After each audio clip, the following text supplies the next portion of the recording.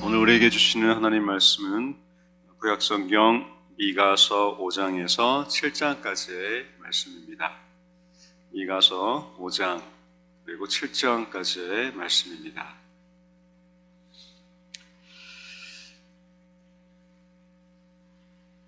미가서 5장은 베들레헴에서 다스릴 자가 나온다는 이 하나님의 예언의 말씀이 담겨져 있습니다. 즉 예수 그리스도의 출현과 탄생에 대한 약속의 말씀이 바로 미가서 5장 2절에 담겨 있는데 우리 5장 2절 말씀 함께 읽겠습니다.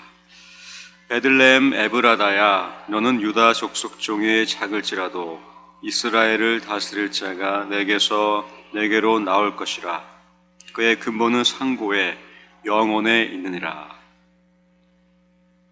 베들레헴과 에브라다는 이 두 지역은 같은 지역의 이름입니다. 에브라다는 베드라의 옛 지역의 이름이고 새로운 이름이 바로 베들레헴, 빵집이라는 뜻인데 이 빵집은 룻기에서 룻과 그의 가족이 기근으로 인해서 베들레헴에 잠시 피해 갔을 때에 그때가 바로 베들레헴 빵집에서 빵을 얻었다는 그러한 의미가 이어지고 있습니다. 즉, 이 빵집은 훗날 예수 그리스도가 탄생하시고 오늘 우리들에게 영원한 생명의 빵이 되어 주었습니다. 그 빵은 십자가에서 찢기시고 우리 모두에게 생명의 양식이 되어 주신 하나님의 큰 뜻이 담겨져 있는 지역이 되었습니다. 유다 족속은 죄와 부패로 가득했던 하나님의 심판을 당하는 도시였지만 오늘 미가서 5장 2절에서는 이러한 유다 족속 가운데서 작을지라도 하나님이 이스라엘을 다스리실 이 미가 시대에 만연했던 이스라엘 특권층의 부패와 무너진 정의와 부도덕 속에서 하나님은 예수 그리스도가 탄생할 것을 말씀하십니다. 근본은 상고, 그러니까 즉 오래전부터 이 근본이 있었고 영원에 있다는 영원까지 이르시는 바로 하나님의 성육신, 이 부패하고 정의가 무너진 무질서한 사회 가운데의 시대 속에 하나님 자신이 바로 정의와 공의와 자비와 사랑으로 오시겠다는 하나님의 약속의 말씀이었습니다. 오늘 이 말씀은 우리에게 위로가 되는 것 같습니다. 우리가 찬송가를 불렀는데 고난과 어려움 속에 십자가를 지고 가는 것이 위로와 기쁨이 되는 찬송가의 고백처럼 오늘 이 시대를 바라보실 때에 정의와 그리고 공의와 또 시대의 아픔들이 곳곳에 묻어나오고 있습니다. 이때 우뚝 세워진 십자가, 하나님이 우리에게 모든 것을 쏟아주실 만큼 이 시대의 정의와 공의를 다시 세우시기 위한 그 방법은 십자가밖에, 예수님밖에 없었습니다.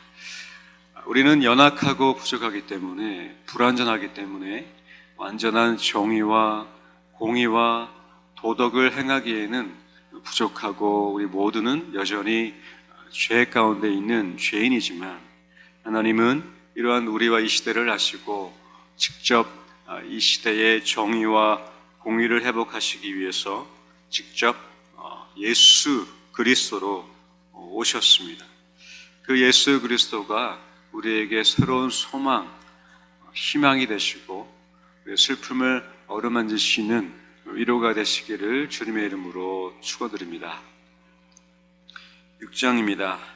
6장은 미가서의 주제인 바로 정의와 또 자비와 겸손, 이 세 가지 단어가 담긴 말씀 구절이 나오고 있습니다. 바로 8절 말씀인데 우리 미가서 6장 8절 말씀 함께 읽어보겠습니다. 사람아, 주께서 선한 것이 무엇임을 내게 보이셨나니 여호와께서 내게 구하시는 것은 오직 정의를 행하며 인자를 사랑하며 겸손하게 내 하나님과 함께 행하는 것이 아니냐.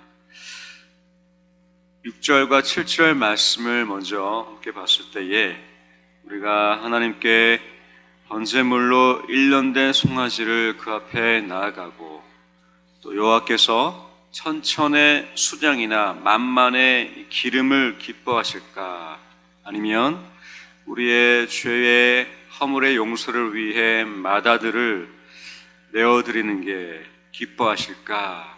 그러나 하나님이 기뻐하시는 것은 바로 우리가 읽었던 8절 말씀처럼 정의를 행하는 것이었습니다. 그리고 인자를 사랑하며, 여기서 인자는 복음서에 나오는 인자, 예수님을 지칭하는 것이 아니라 자비를 사랑하는 것입니다.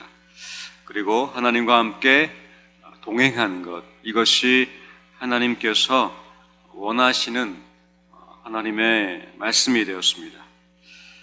하나님께 드리는 기쁨의 헌금과 드림은 기쁜 일입니다. 받는 것보다 드리는 것이 더 기쁘다는 말처럼 우리가 드릴 수 있는 것과 드릴 수 있을 때에 하나님께 드리는 것은 값지고 귀한 일이었습니다. 그런데 신앙과 분리되었던, 즉 우리의 신앙 믿고 있는 것들을 행하고 실천하는 것과 분리된 그저 드리는 것만 있었던 이 시대를 향한, 이 유다 사람들을 향한 하나님의 소원은 바로 정의를 행하고 자비를 사랑하고 그리고 겸손이었습니다. 이 세 가지를 통해 그 시대 가운데에 하나님은 정의롭게, 그리고 자비롭게, 그리고 겸손하게 하나님을 사랑하고 이웃을 사랑하는 것, 이것이 바로 하나님이 원하시고 기뻐하시는 예배가 되었던 것입니다. 바로 하나님이 원하시는 것은 삶으로 예배하는 것, 하나님께 드리기만 하지 않고 우리의 삶 속에서 예배드리는 것, 이것은 바로 사랑을 행하는 것입니다. 정의를 행하는 것이고 자비를 추구하고 그리고 겸손하게 하나님과 동행하는 것, 이것이 그 시대를 향한 하나님의 소원, 바램이셨습니다. 오늘 이 시대 가운데서도 하나님이 우리들에게 원하시는 것이 있다면 바로 정의를 행하고 자비롭게 겸손하게 이웃과 하나님을 향해 살아가는 것입니다. 많은 것들을 하나님께 드릴 수 있다면 얼마나 좋겠습니까? 더 드리지 못해 한켠에 아쉬운 마음 있을 줄로 압니다. 저도 그렇고 우리가 드릴 때에 더 드리지 못한 아쉬움의 마음, 그러나 하나님이 우리를 향해 이 시대 가운데에 이스라엘의 특권층의 부패, 부도덕 속에 오늘 이 시대에도 교회와 또 한국 사회의 여러 곳의 아픔 속에서 우리가 할 수 있는 것은 바로 정의와 자비, 또 겸손하게 하나님을 사랑하고 이웃을 사랑하는 것이라고 믿습니다. 이러한 이 8절 말씀으로 우리 삶 속에 하나님의 정의, 자비가 우리 삶을 통해 흘러가시길 주님의 이름으로 축원드립니다. 미가서 마지막 7장 말씀입니다. 이스라엘의 부패, 그리고 이 죄악 가운데에 구원하시는 하나님 등장하고 계시는데, 우리 미가서 7장의 18절과 19절 말씀 함께 읽겠습니다. 주와 같은 신이 어디 있으리까? 주께서는 죄악과 그 기업의 남은 자의 허물을 사유하시며 인애를 기뻐하심으로 진노를 오래 품지 아니하시나이다. 다시 우리를 불쌍히 여기셔서 우리의 죄악을 발로 밟으시고 우리의 모든 죄를 깊은 바다에 던지시리이다. 하나님의 성품은 그러합니다. 오랜 기간 동안 유다 백성들 앞에 깊이 있었던 우상 숭배와 많은 죄악들, 정의를 사랑하지 않았고 부도덕했고 겸손하게 하나님과 동행하지 못했던 그들을 향한 하나님의 결국 궁극적인 약속은 구원과 회복, 그리고 긍휼히 여기시고 그들의 죄악을 짓밟으시며 하나님께서 모든 그들의 죄를 새롭게 하시는 것이 바로 하나님의 마지막 점에 계신 하나님의 큰 그림이었습니다.